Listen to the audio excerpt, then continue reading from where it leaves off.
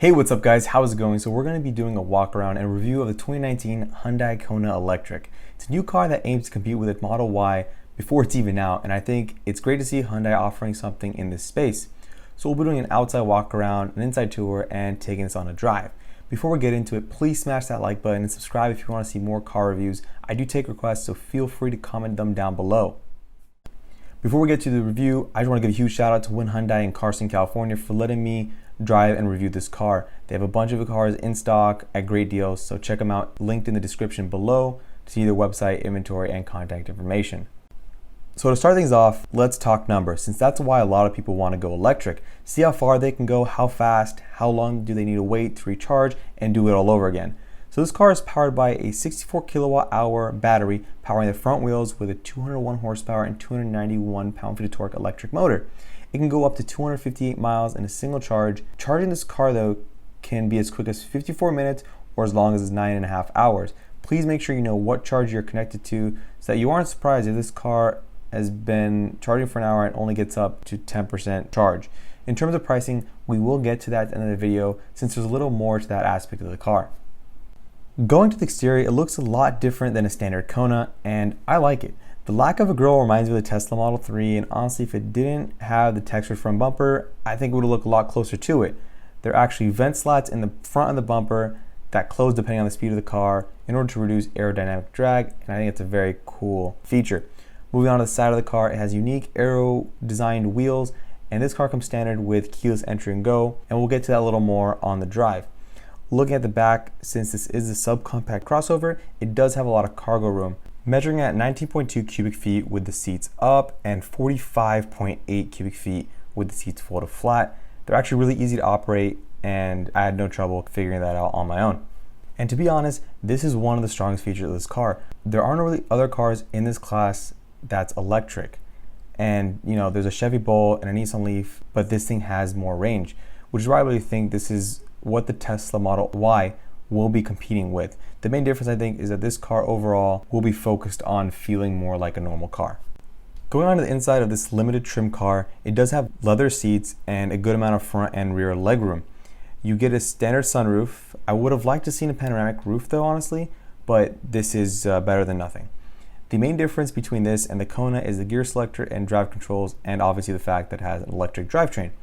One thing I did want to highlight about this car is the heated and cool seats and the fact that these seats are electrically powered in terms of moving them forward, backwards, tilting the backrest forward and aft. Usually electric cars make these seats manual in order to kind of not impact the range of the car, but I'm glad to see that this car has taken that step in this specific trim. Okay, so let's take this thing on a drive, and one thing I did want to start off with is how easy it is to learn this car. Now, usually with electric cars, there can be aspects of it that make it, have a learning curve. But the park, drive, neutral, and reverse controls are really easy to use. No levers, no toggles on the steering column, just simple buttons. And I really like that. Given that this car weighs 3,700 pounds, it still pulls really strong with the amount of torque this car sends to the wheels. From an infotainment standpoint, this car has all the bells and whistles. And by that I mean it has Android Auto and Apple CarPlay.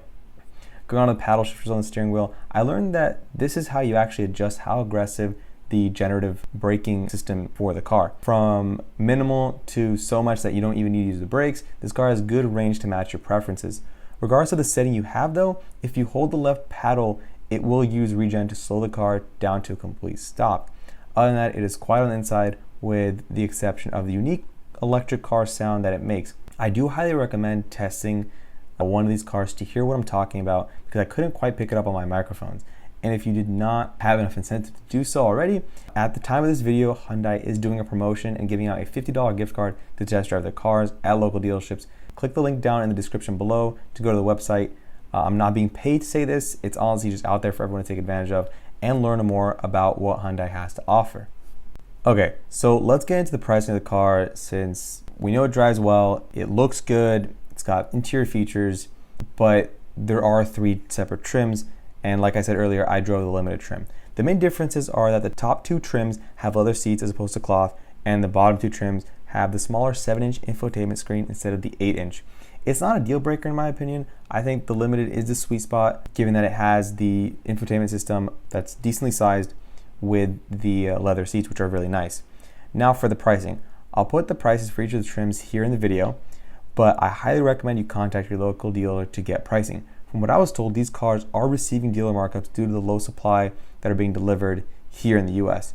There have been some production delays due to the LG battery used in this car, so I would recommend waiting if you can until there's enough supply to meet that demand. The pricing with a dealership markup is not something I would recommend going with unless you really want a subcompact electric-powered SUV with multi-link rear suspension and McPherson front struts. I'm serious, this car has some actually well-engineered suspension, which made it really comfortable on the drive. The car I drove was one of the two they had in stock at Hyundai and Carson, and it had around a $10,000 markup. Let me know what your thoughts are, and if you have seen this at your local dealership. Does it make sense, given that there are no other competitors for this car until the Model Y comes out, for them to do this markup?